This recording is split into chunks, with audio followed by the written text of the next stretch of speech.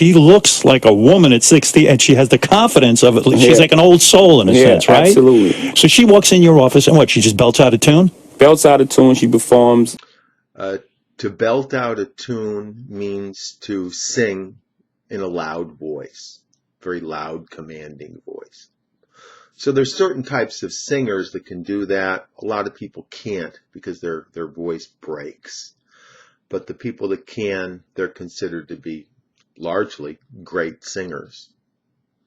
One of the reasons why Jim Morrison of the Doors was considered to be such a great singer was because he could belt out a tune. He would just put so much energy into those songs. And then he'd put even more energy into them, which very few people can do because their voices break before they reach the high levels of belting out a tune. We had a company meeting the other day, and then one of the speakers, right in the middle of his speech, the sound system cut out. But he had such a booming voice that he was able to belt out the rest of his speech like he didn't even need the audio system for everybody to be able to hear him. It is an incredible mind fuck when you realize that you're being pulled over because you're being racially profiled. Right. You didn't do anything wrong, but you in Right. fact did do something But wrong. you know you're wrong. Right. I'm so in the wrong, but I'm speaking as if, you know. A mind fuck is where somebody has an experience or they're in a situation where their previously held beliefs or assumptions about the nature of things are completely screwed up or completely disrupted, or they're in a situation where somebody is trying to, as they say, fuck with their heads, which means they're trying to disturb their sense of reality, usually as some form of evil. And back in previous days, the idea of purposefully disrupting someone, it was called gaslighting from this old movie, or was also just called brainwashing, where they would try to disrupt people's mental processes through various mind games.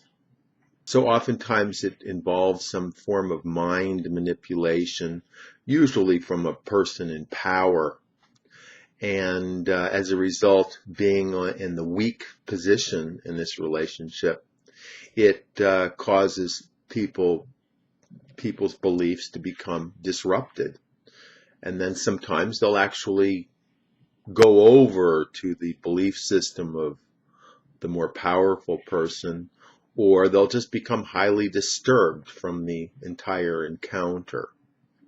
And this was much of the basis of the plot in the book 1984, because in that book the entire society was supporting this evil form of reality.